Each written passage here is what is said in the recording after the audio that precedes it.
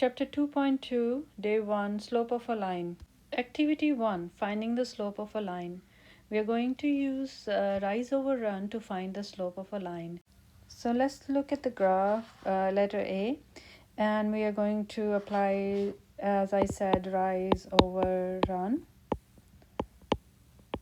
And for the black dots, which is this part right here, you're going to see how many unit up and how many unit run.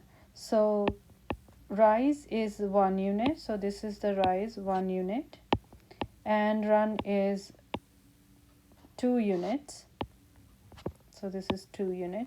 So the slope is 1 over 2 using the black dots. Now let's use the gray dots and use the rise over run formula to find the slope of a line. And rise is, in this case, is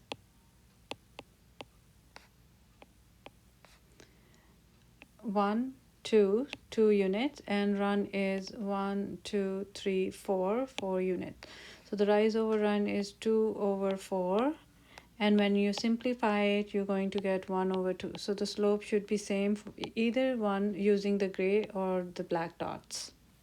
Now look at the letter B, and we are going to find the slope of a line using the black dots. So which means that we are going to use this part right here using the black dots. How many units up and how many units run? So with the formula rise over run, you're going to see that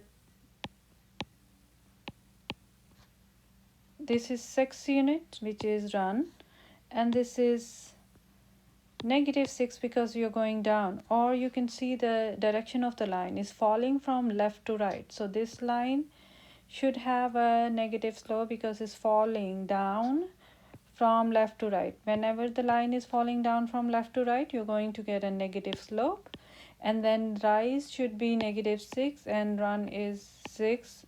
When you simplify them, the slope would be -1. Now let's find the slope of a line using gray dots. So gray dots means that you're going run 2 units and going down 2 units.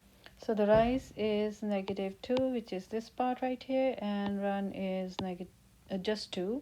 So rise over run is going to be for gray dot is -2 divided by 2, and that's going to be -1 when you solve it. And you can see that if you use either one of the points or any points on the graph, you're going to get the same slope for each pair of points.